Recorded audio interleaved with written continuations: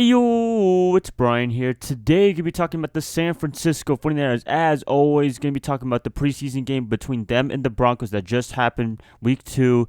They won 24-15. I wish this was a regular season game so this can count as 2-0 during the regular season. But hey, a win is a win. I'll take it any day of the week, even if it's preseason. But really, the result doesn't matter. The player's performance, that is what matters a little bit more. So, going to be talking about that right here, right now. Going to be talking about the offensive side of the ball right now. Let's talk about Jimmy Garoppolo first. The headline story of the day.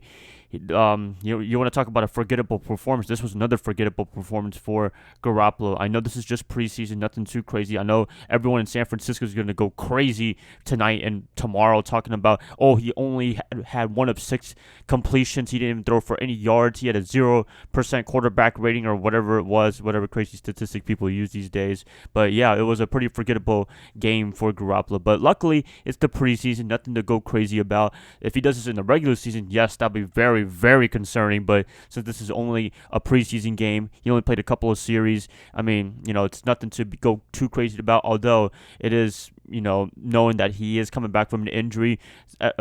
He hasn't played since week 3 against the Kansas City Chiefs last year, so got to give him a little bit of a break. Hopefully everyone in San Francisco is realizing that he hadn't played meaningful football in a while. He has been practicing, but in terms of just playing a regular game against a regular opponent, you got to give him a little bit of a break. So hopefully this is just an anomaly. Hopefully this is nothing to be too concerned about.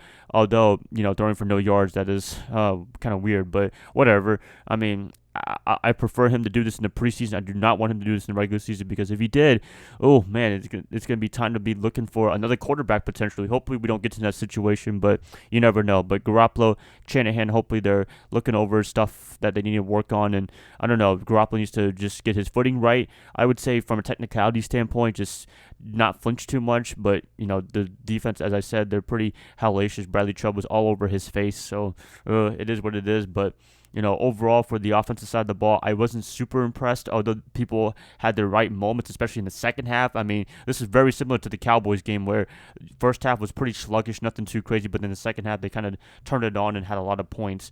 Some notable guys on the offensive side of the ball that I enjoyed were Deebo Samuel, definitely that one big run, that running play, that was amazing. What was it, a jet sweep? It was, just electrifying. That's what we need definitely on the offensive side of the ball, and he definitely gives that for us in the offense. He gives us another dimension for the defense to worry about. Also, some other players are notable. Raheem Mostert, Jeff Wilson, they had our touchdowns respectively. Mostert, very impressive guy, so can't really say anything else about that. One thing I am concerned about is the Garoppolo-Goodwin connection. Hopefully that's going to get going eventually, but just for right now, it's not getting going. I mean, that interception that he threw early on, it was intended for Goodwin, but it didn't really work out. So hopefully by the regular season, it'll be all good and they can go back to the 2017 form, because that's the connection that I would love to see come back for this year in 2019. But hey, we'll never know. We'll have to wait until the actual games do happen in a month or two. All right, so offensively, if I had to give a grade, probably give it a C, to be honest with you. I mean, nice moments, nice running game, nice receiving game, but quarterbacks, they kind of had a letdown, and Jimmy Garoppolo, as I said, it was a pretty bad day for him, and hopefully he does not replicate this again. And I know he's coming back from an injury, but still not fun to come back from, what am I saying? Oh gosh, not fun to have a performance like that, even coming back from an injury. So hopefully it's okay, but we'll see. So offensively, we're done. Defensively, that's where I was very impressed. I mean, Denver didn't really do anything in terms of scoring touchdowns. Even when Garoppolo threw that interception and had that turnover, the 49ers defense, they still stuck around and they never allowed a touchdown pretty much. I think they might have allowed a Drew Lock rushing touchdown or Kevin Hogan, I forgot who it was exactly, but that was a rushing quarterback touchdown. But that was late in the game. But early on, all the way into the first 3 quarters, they were not allowing touchdowns. They were just allowing field goals. And this is the defense that we are looking for the 49ers this year, is to stop the run, get to the quarterback, and they did everything that you could possibly do for this game in particular. Hopefully it carries on to the regular season. I know I keep saying regular season, but that's the more important games than the preseason. But, to have a building block from the preseason to the regular season, that's a pretty good way to start off your good defense renaissance right here, because, we all know last year it was not good, and we had one of the fewest turnovers in NFL history for a single season, only 7